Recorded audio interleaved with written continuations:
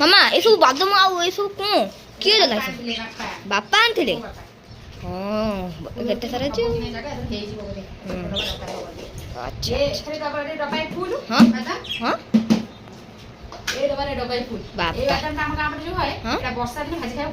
ହଁ ଭାଜୁନ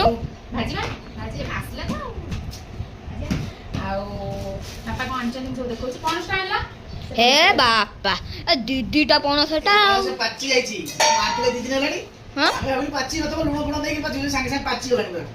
ବାବା ବାବା ଜଲ୍ଦି ଜଲ୍ଦି ଫଟା ମୁଁ ଖାଇବି। ପଣସଟା କିଣା ପଣସ ନୁହଁ, ଏଇଟା ଆମ ବାଡ଼ିରେ ହେଇଥିଲା ଫାଷ୍ଟ ଫଳ, ଆମ ଗଛରେ ଫାଷ୍ଟ ଫଳ ହେଇଥିଲା। ତ ସେଇଟା କଞ୍ଚା ଅଛି ବୋଧେ ନା? ଏଇଟା ପାଚିଯିବ।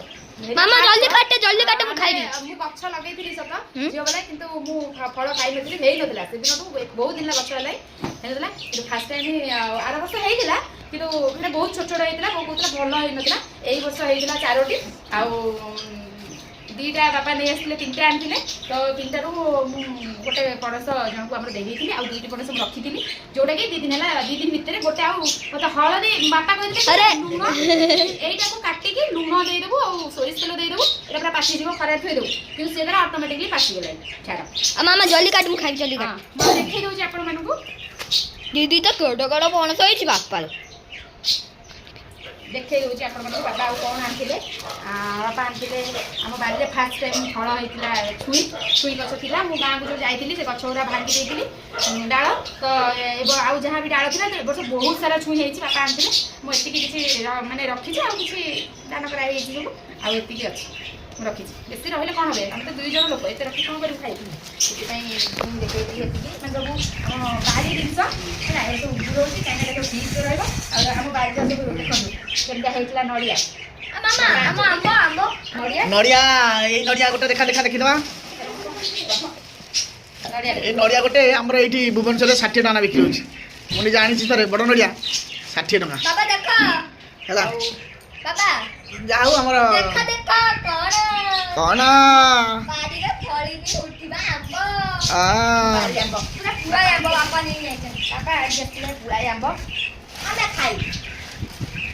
ଗୋଟେ ବ୍ୟାଗରେ ବ୍ୟାଗ୍ ଆମେ ଆଣିଥିଲେ ହେଲା। ଆଦରୁ ଯେତିକି ଦେଖାଯାଉଛି ଆମେ ଆଦରୁ ପେଟକୁ ନେଇ ସାରିବା କଥା। ଖରା ଯେଉଁ ହେଉଛି ଅତ୍ୟଧିକ ଖରାରେ, ଆଉ ବ୍ୟସ୍ତର ବାପା ଆସିଥିଲେ।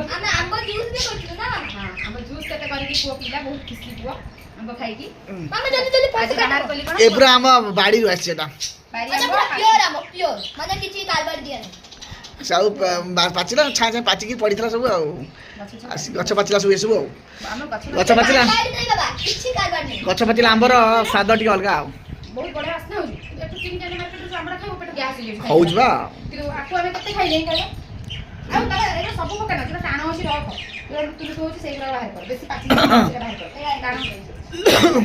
ଆମେ ଅଲରେଡ଼ି ଏତିକି ଖାଇସାରିଛୁ। ବାପା ଗୋଟେ ବଡ଼ ବ୍ୟାଗରେ ବ୍ୟାଗ୍ ଆଣିଥିଲେ, ବଡ଼ ବ୍ୟାଗରେ ବ୍ୟାଗ୍ ଆଣିଥିଲେ। ତାକୁ ମୁଁ ଆଣିଲା ବେଳେ ଅଲଗା ଅଲଗା କରିକି ଆଣି, ଗାଡ଼ିରେ ଆଣିବାକୁ ଅସୁବିଧା ହେଇଗଲା। ପାଖାପାଖି ହେବ ନିହାତି 15 କିଲୋ ଖଣ୍ଡେ, 15 କିଲୋ ଖଣ୍ଡେ ଆମ୍ବ ଆଣିଥିଲେ। ତା ଦେହରୁ ଇଏ ବର୍ତ୍ତମାନ ଇଏ ବଞ୍ଚିଛି ବୋଧେ 5 କିଲୋ ଖଣ୍ଡେ ହେବ ହେଲା, 5 କିଲୋ ଖଣ୍ଡେ ହେବ। ଆଉ କିଛି ଆମର ପ୍ରିୟ ସାଙ୍ଗ ବିମଳ କିଛି ନେଇଗଲା। ଆଉ ତାପରେ ଆଉ ଆମେ ଖାଇଲୁ କିଛି, ଆଉ ଯାହା ଅଛି ଆମେ ଆକୁ ଧୀରେ ଧୀରେ ଖାଇବୁ ସବୁ। ଆଉ ଘରେ ବି ଆମର ବହୁତ ଫୋନ୍ କରିଥିଲା ଯେ ଆହୁରି ଘରେ ପୁଣି ଆହୁରି ଆମ୍ବ ଅଛି, ହେଲେ ଆଣିବ କିଏ ତୋଠୁ? ବାପା ଗାଁକୁ ଯାଇଥିଲେ ବୋଲି ନେଇ ଆସିଲେ। ଆଉ ଏବେ ଆମେ ବର୍ତ୍ତମାନ କ'ଣ କରିବା, ଆମ୍ବ ସବୁ ରଖିଦିଅ, ପଣସଟାକୁ ଫଟେଇବା ହେଲା। ମିଠା ଖାଇବୁ, ଗୋଟେ ଇଚ୍ଛା ହେଉଛି କି? ନେଇ ଧୋଇକି ନେଇଯା, ପାଚିଲାଟା ଗୋଟେ ଧୋଇ ଖାଇବ। ହଁ ସେଇଟା ବଢ଼ିଆଟା, ଯା ନେଇଯା। ଆଉ ଗୋଟେ ଭଲଟା ଦେଇକି ବାଛି ତୋ ହିସାବରେ ନେଇ, ତୋ ହିସାବରେ ନେଇଯା ଧୋଇକି ଆଣି ଭଲ ସଫା କରିକି ଆଣି।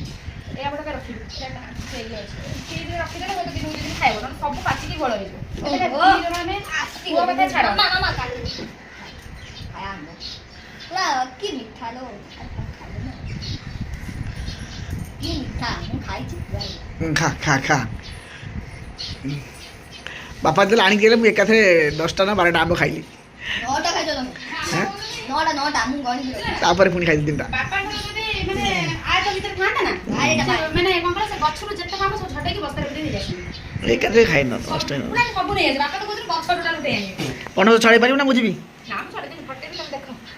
ପାଣି ଗୁଡ଼ା କ'ଣ ତଳେ ଲାଗିଛି? ପାଣି ସେ ଯୋଉ ଆମ୍ବଟା ଆମ୍ବ ପାଣି। ପଣସଟା ଫଟା ଯାଉ। ହାତି ପାରୁଛୁ ସୋରିଷ ତେଲ ହାତରେ ମାରିଦେବୁ ଟିକେ, ତା ଅଠା ଲାଗିବନି। ଆଉ ଟିକେ ସୋରିଷ ତେଲ ନେଇ ଆଇଲୁ। କୋଉଠି ଅଛି ସେଇଠି ଥୋଇଛି। ନେଇ ଆଇଲି ତେଲ। ସୋରିଷ ତେଲ ଟିକେ ମାରିଦେଲେ ଆଉ ହାତ ଅଠା ହବନି।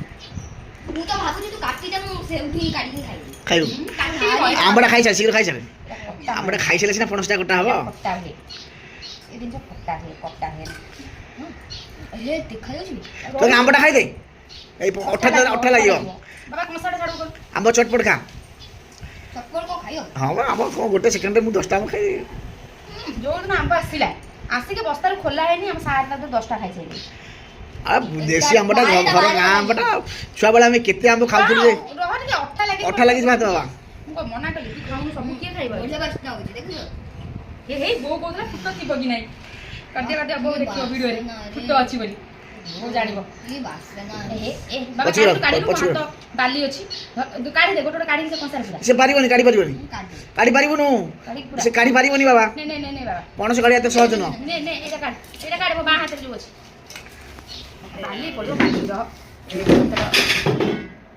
ନଉନୁ ବାବା, ନେ ଏଇଟା ଏଇଟା ବୋଉ କହୁଥିଲା ଫୁଟ ନାହିଁ ଜାଣିଲ, କହିଲା ନଉଛୁ କେତିକି ଫୁଟ ବାହାରିବ। ଆଉ ବଢିଆ ଫୁଟ ବାହାରିଲା, ଦେଖିବା କେତେ ହଉଛି କଂସାରେ। ଫୁଟ ଛୋଟ ଅଛି ନା, ଛୋଟ ଛୋଟ ଫୁଟ। ମାମା କେତେବେଳେ ଗଲେ ମାମା କାଟେ? ବାପା ତ ନଥିଲେ, ଗୋଟେ କାମ ଥିଲା ସକାଳୁ ମୁଁ ଘର ପୋଛିଲା ବେଳେ ମୋତେ ବାସ୍ନା ହେଲା। କ'ଣ ଏମିତି ବାସ୍ନା ହେଉଛି? ପଣସ ବାସ୍ନା ପାଚିଗଲା କି? ଦେଖିଲା ବେଳକୁ ସତରେ ପାଚି ଯାଇଛି।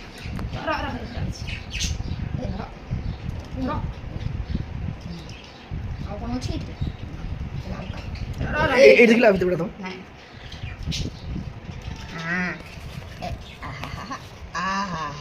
ରହ ମୁଁ କରେ, ତୁ କରିବୁ ରହ। ବାଲି ହେଇଛି, ସବୁ ବାଲି ହେଇଗଲେ ଖାଇ ହବନି, କାଲି ନଷ୍ଟ ହେଇଯିବ। ଖାଇ ହବନି ବା। ଦେଖିଲୁ ତୁ ଫୋପାଡ଼ିବୁ କହୁଛି। ଏ ତୁ ହାତ ଗୋଡ଼ ହାତ ସବୁ ଲାଗିଲା ଦେଖି, ଅଠା ଲାଗିବ, କାଛୁ ହେଇଯିବ। ଆଉ ଅଠା ଲାଗିଲେ ସେଇଦିନ ହାତ ଗୋଡ଼ ସବୁ ଅଠା ଲାଗିଲେ ସ୍ପାଇଡରମ୍ୟାନ ଛାଡ଼ିବନି। ସ୍ପାଇଡରମ୍ୟାନ ସ୍ପାଇଡରମ୍ୟାନ ସେ ସିଆଡ଼େ ଖେଳିଲାଣି। ବୋଉ କହିଲା ଫୁଟ ବାହାରିବନି, ଆଦେହରୁ ବାହାରିବ କି ନ ବାହାରିବ? ବଢ଼ିଆ ଫୁଟ ବାହାରୁଛି, ବାହାରିବନି ନା? ଛୋଟ ଫୁଟ ବାହାରୁଛି ନା। ଛୋଟ ସାଇଜ ଛାଡ଼ିକି ପଣସର ସାଇଜ ନେଇକି ଫୁଟ ହବ ନା। ଆଉ ବଡ଼ ପଣସର ବଡ଼ ଫୁଟ, ଛୋଟ ପଣସ ଛୋଟ ଫୁଟ ନା। ଆଉ କ'ଣ ଗୁଡ଼ା ପୁଳାଇ ପଡୁଛି। ଆପଣ କ'ଣ ବଡ଼ ପଣସ ହେଇଛି, ବଡ଼ ଫୁଟ ବାହାରିବ? ରହୁନୁ ବାବା, ରହ। ତୁ ଯେମିତି କର ନା, ସେଟା ଅସନା ହେଇଯିବ। ତୁ ରଖିବାକୁ ଲାଗେ ଟିକେ। ଛଡ଼ା ଛଡ଼ି କରିଦେଉଛୁ ପୁରା। ତୁ ଖା ସେଠି ବସି ତୁ ଖା। ମଜା ଲାଗେ ଆଉ। ମଜା ଲାଗେ, ଜାଣି କିଛି ମଜା ଲାଗେ। ପଳେଇଲା ମନ ଘର ଧରିଗଲା। ହ୍ୟାଣ୍ଡୱାଶ ଭଲ କି କର।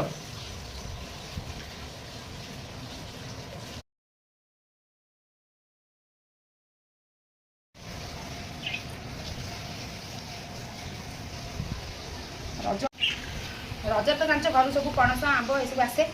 ଆଉ ବାପା ନେଇକି ଆସିଥିଲେ ରଜ ପାଇଁ। ରଜ ଅଛି 6-7 ଦିନ, ଆମେ ଖାଇଦେବା ଆଉ ଆଗରୁ ଆଉ ନା କ'ଣ? ଆଡଭାନ୍ସ ଆମ୍ବ ପଣସ କିଆ ଡ୍ରେସ୍ ଲାଗିଲା ଲାଗୁ ଆଉ।